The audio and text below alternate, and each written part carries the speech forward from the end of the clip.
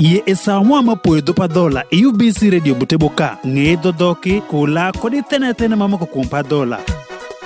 Walo wasua ani jono gwangi tiang paka kisindelo fodi waneno kuom jopadola gitene matimo chweyo gichungo pecho chieng na nyuto wini achiel kuom kuondi nyuom gi nyuomiro ke chakrok padola obedo jonyuol makomere ma pecho makomere gi pecho man gatonga mamiyo nyithindo pajo limo nyuomirok onyo ka fodi waluo kuom jonyuol makomere nyoro awacho ruwe kuom jaremo mabedo mere mikanore godhiang gatonga manyuom konon me amito wacho ruwe kuom tweyo aminda kosa atego kanende jaduong oneno ni gonitie gi nyathi pere majayach aka jaremo pere bende nitie gi nyathi manyako jowinjere to joyere gi jaremo pere tweyo atego e chieng nyathi manyako no manyito ni go otiek nwang'ore go jayach mabino bedo paka chuore kotieko thiko atego meno yudo bedo nyueny modole mathin maromo donje chieng dhano aka mon amoyudo juruko atego kosaminda bedo pako mbokoro chango chon bedo gimitingo gine nyathi to kare no bende oter paka ruok pa nyathi riameno ri nyathi nyako morukrego atego kosa minda jopadola oyudo jowacho nike otwei kosa orukrigo ombokoro gikenyo onyo atego kosa minda bende jiluongo no ombokoro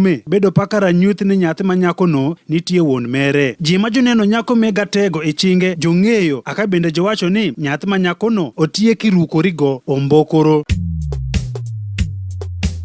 Meno bedo dakika mowan mapoyo topa dola UBC Radio Buteboka kurwawi doko dikin gira poiman uyino kiro wili adeshme kelererin gijafuonji Onyango Benedict manegi mich mandiko kitabin mamako kuong padola paka kitabu milong ni Majanga and some historical facts in padola jo padola gitene matimo chweyo gichungo pecho kodi kitabin man kweth ngirino inyalo gori gosime namba nota biro aboro ariyo pirangwen gaboro pirabungwen gabich piraboro gauchiel kosa Airtel nota biro nota ngwen pirabich gangwen pirauchiel pirario gabich.